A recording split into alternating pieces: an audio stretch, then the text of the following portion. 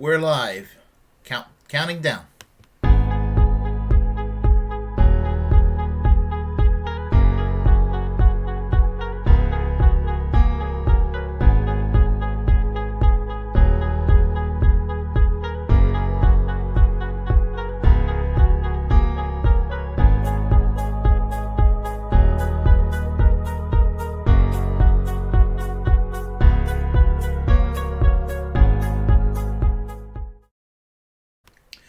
Hello, welcome to another edition of the Willie Bragg Show.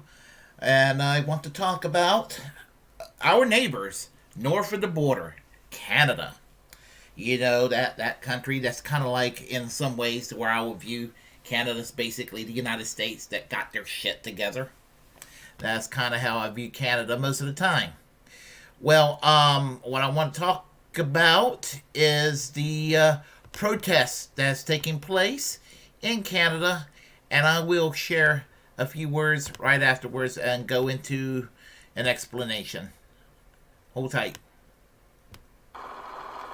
Trucks lined roadways leading into Canada's capital, Ottawa, on Saturday as drivers staged a massive protest against Prime Minister Justin Trudeau's COVID-19 vaccine mandates.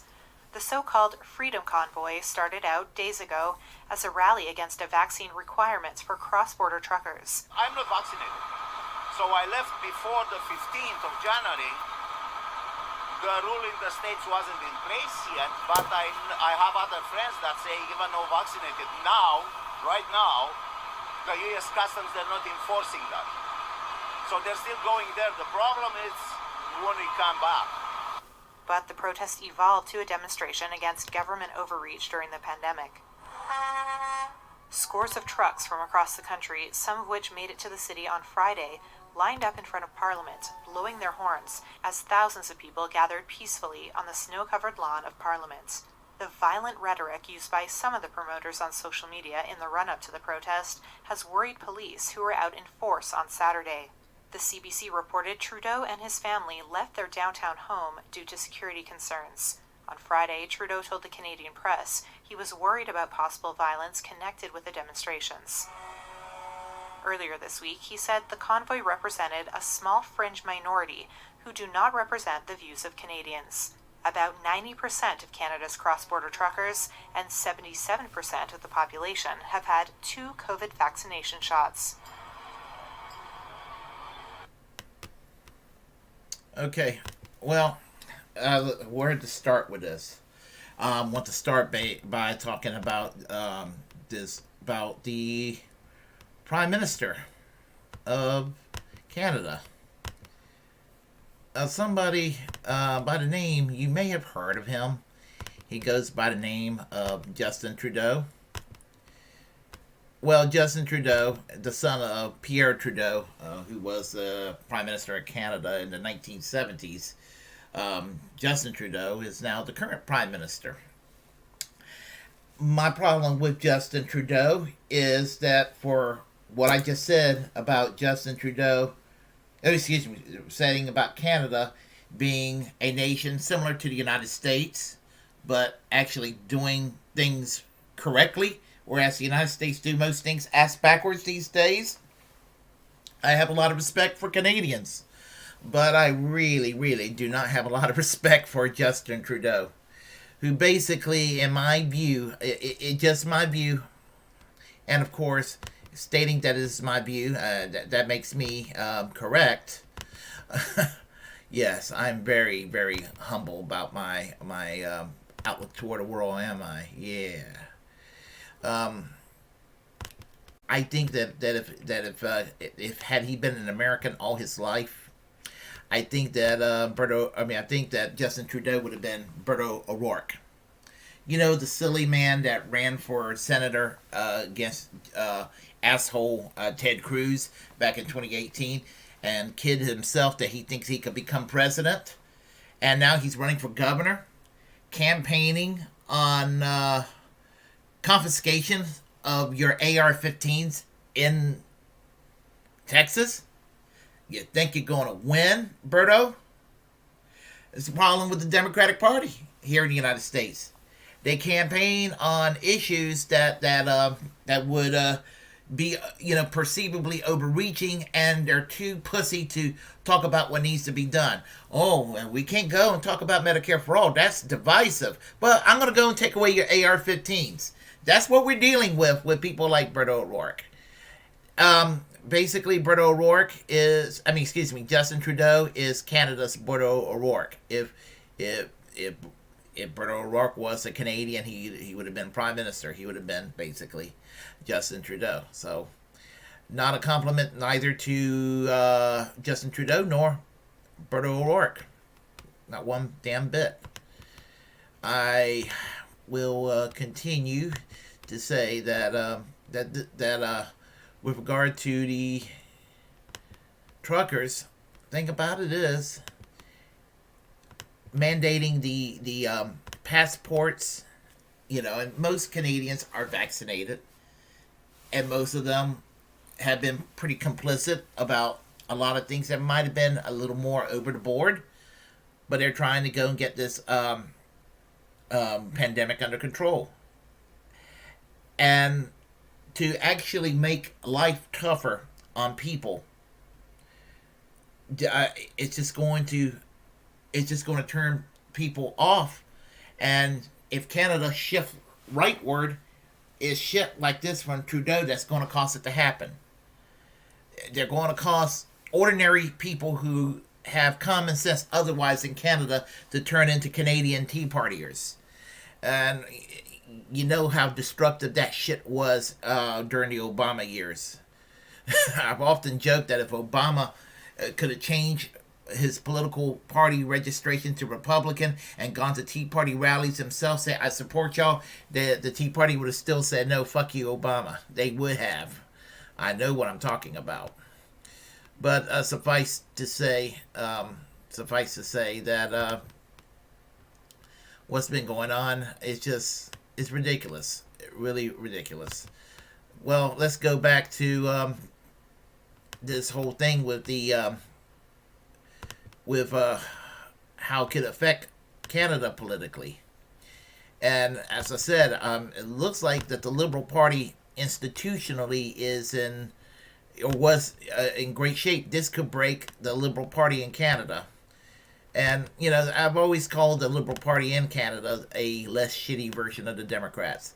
I've called the Conservative Party a less shitty version of the Republicans. And I've called the NDP, which is the New Democratic Party, these days, the squad that got their shit together.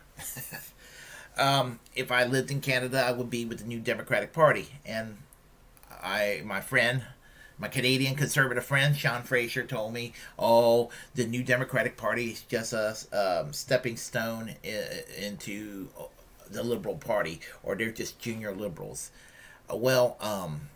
When it comes to Canadian partisan politics, I would be in the New Democratic Party of Canada, in spite of their possible support for some of these overreaching measures. I would support them because they have historically been the reason why Canada is a good nation, with the universal health care, strong union, strong welfare state, and just basically a decent society that it is. And they pretty much are a check to the Liberals and Conservatives in Canada, making sure that they govern with a conscience. So I love the New Democratic Party. And if I lived in Canada, not only would I be in the NDP, I would be a member of the NDP, opposed to cooperation with the Liberals, because I am an old school social democrat. I'm an old school socialist, and basically I take a more taking a more militant outlook toward my social democracy. And I think that the NDP needs to shift further back and go back to the way they were as the Cooperative Commonwealth Federation. But enough about my views on the New Democratic Party. But for people that are going to act like, you're just sounding like a bunch of right-wingers over this issue, whether it's generic libertarian types, or people like the crazy QAnon types or what have you, making a culture war over COVID. And my response to that is essentially this: that when it comes to civil liberties protection, Jeremy Corbyn, the former leader of the British Labour Party, is opposed to, basically, like, by decree mandating that everybody is vaccinated. Although he encourages it, he thinks it's a good idea, but he doesn't like the potential for cracking down on civil liberties that's taking place. Of course, Great Britain lifted a lot of their anti-COVID restrictions recently, and as I said before in another commentary, they are already self-equipped to combat COVID because they were able to provide healthcare. Healthcare was everything, and if Great Britain copied the American model or continue an American way of or approach toward healthcare, they would be far worse than they are right now, and that includes all the other countries around the world that's got universal healthcare. America's handled this shit in the most ass-backwards way you can imagine. And, of course, that is to no surprise. You would expect nothing better from the United States these days. I hate to be critical, but that's how it is. In places like Great Britain, and Canada, they did the shutdowns, and they provided a universal basic income to the people. They already had health care available to the people, too. And so, but here in the United States, people will lose their jobs. In a lot of cases, losing your jobs means you lose your health insurance. And, you got a situation where you can't pay your bills, and you can't pay your rent, and you can't pay for your groceries, and you can't pay for your prescription drugs, and what have you. And as I said, here in the United States, what would the Republicans do with that regard? Talking about elected Republicans, not ordinary people. Elected Republicans will take that Mitch McConnell approach and say, fuck you, it's your fault, pull yourself up by your bootstraps, could care less about you. The Democrats, the Chuck Schumer approach is, well, we're going to shut everything down and make you wear a mask, and we're not going to give you health care, but we're going to go and micromanage your life and provide a nanny state without that actual nanny. And that's the Democratic Party approach here in the United States. So this is why, to quote Tim Black, I say both parties suck, Johnson. And they do. Anyway, that's my take on all this shit right now. And think about it, when it comes to Jeremy Corbyn, when I was mentioning Justin Trudeau and Britto ORourke, Jeremy Corbyn is so much cooler than Justin Trudeau or Britto ORourke. He honestly is. By that same token, Boris Johnson is better than Joe Biden. So, this is the problem that exists in living in the United States. If you like what you heard, press like and comment. If you disagree, well, comment anyway. Feel free to share the content on this channel. It's the First Amendment absolutist. It's my duty to inform you to create your own platform and utilize it, because we are the muckrakers of our time.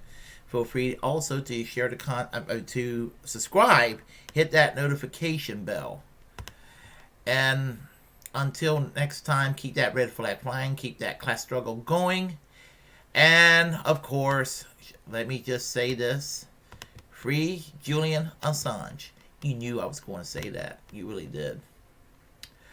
Take care. See you all next time.